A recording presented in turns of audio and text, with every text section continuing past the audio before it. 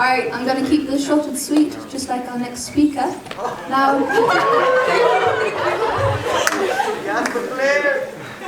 this is a wonderful person who did something amazing and now is going to have a great speech about it. Give it up to Kat.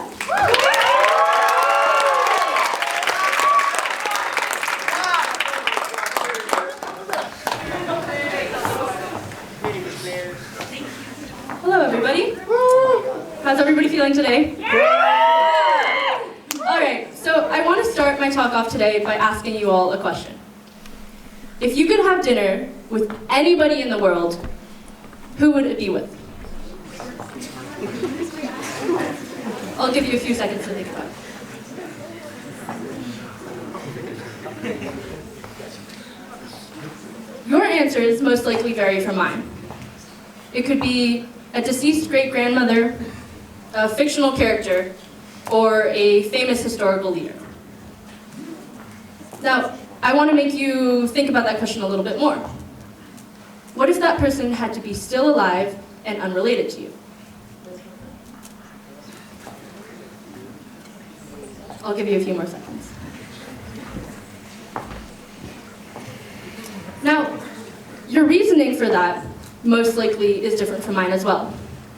It could be that one person who is a leader in an industry that you've always cared about, or a politician who you fundamentally disagree with, or someone you just really aspire to be like.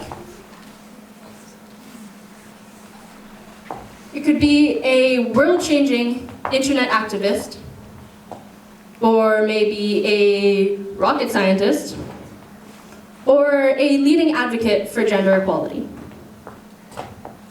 Now, a lot of times when we think about these people, these influential leaders, we see them as far removed from our lives.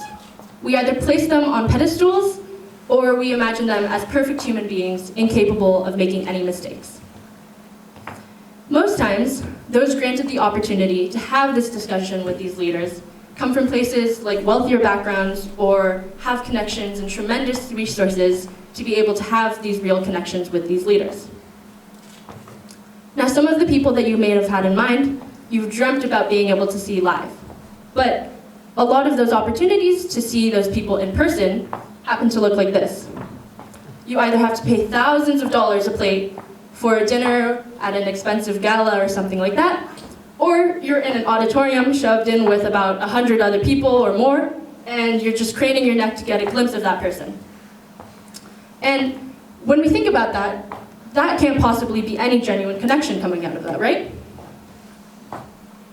And so in 2016, finding inspiration from the Iowa caucuses, we saw that presidential candidates and Des Moines voters were able to have real connections and authentic connections, very different from simply seeing somebody far away, because these were the people that mattered.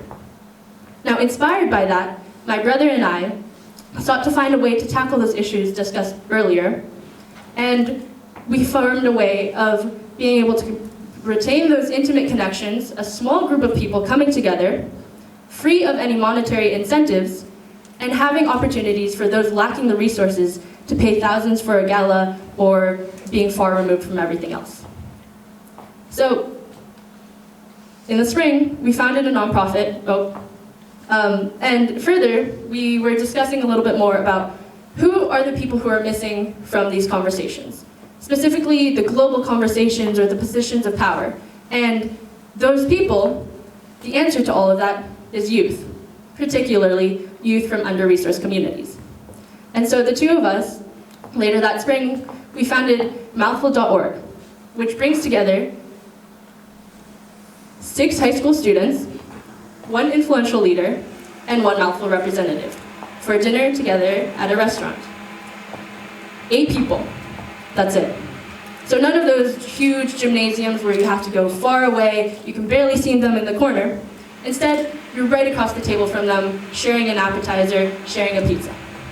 And so in these connections, you are able to really have the conversations that you've aspired to ask. You can talk about whatever it's like to really live in the or to work in the White House, or to work alongside someone who you personally have thought about for ages.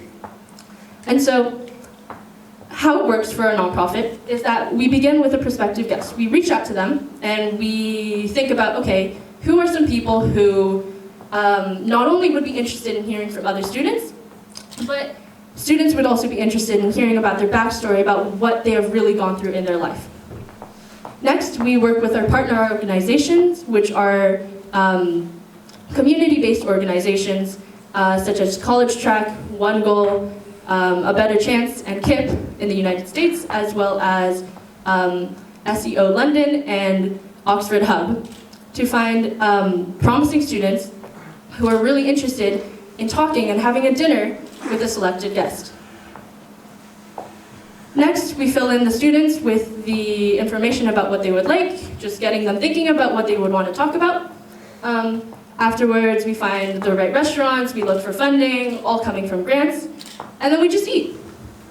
And so over the last 4 years, we have hosted dinners with executives from Twitter, Facebook, Salesforce, Yahoo. We have held dinners with mayors, as well as multiple Peabody Award-winning journalists, Pulitzer Prize-winning journalists, former administration in the Obama administration, as well as heads from the DNC and RNC, and environmentalists and activists. One highlight was having a dinner at the SpaceX factory and having a tour by the president herself. And so a lot of times, when we think about these mouthful dinners, what's really, really important about them is that we have one mouthful representative who is always a student. There is only one adult at that dinner, and that is the guest themselves. And because of that, the conversations are free from the media, free from any photography that is going out into the world, or anything that will really influence the way that people are speaking. And those are raw conversations. You show the vulnerability behind that. You show what is it really like working in the White House? What is it really like having to balance your home life and your family life and your work? And what if your ideals don't connect exactly what you're supposed to do in your job? And so, due to COVID-19, we had to move our model online. And that's not necessarily the same exact feeling as, oh my gosh, I'm standing right across the seat from somebody who's exactly in the position that I want to be with in 20 years. But we thought, okay, what's one way we can sort of get around that? And we thought, well, food, you can't have a dinner without food. And so we decided we would use gift cards from food delivery services to retain that intimate feeling of having dinner with a guest and having that conversation, but you're having a really important conversation about the US government and then eating tacos at the same time and showing people your tacos. And so what else is really, really important about these is that you have this power of the vulnerability of, in that instance, you have these connections from people from different communities. It could be, or a very similar community. So it could be, you're talking to someone who has a very similar upbringing and you would never know that just by seeing them online. Simply having a conversation, you're starting that conversation of something you would have never guessed purely on television. For example, what's especially most important is that when we have these interesting connections of, I don't necessarily agree with that student who's sitting across from me, or I don't agree with the person who's standing in front of me who's had 40 years of experience. And because we're away from that media, and because we're not filled with thousands of other people in the room, we can have those conversations. And what's really personally interesting as somebody who's helped found this is knowing what the students are able to take away from these conversations. And that it's a lot more than saying simply having bragging rights or taking a selfie or being able to say, oh, yeah, I had dinner with that mayor who's on TV or whoever, that woman there. Instead, it's seeing that woman on TV celebrating a huge win and knowing that she had told you about a traumatic experience in her life who made her in that situation.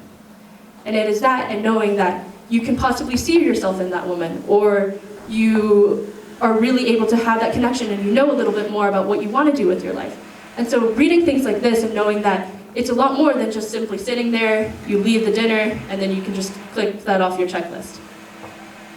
And so, finally, I want to say, as youth, challenge yourself to be comfortable with being uncomfortable.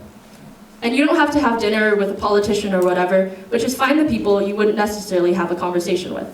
That could be your neighbor, the person sitting across from you at dinner who you never would have talked about. But simply just start a conversation. You have as much to give to other people as you have to learn. Now, I want to leave you with one final question. I started off asking who you wanted to have dinner with. But now, if you could have dinner with anybody in the world, when will it be? Thank you.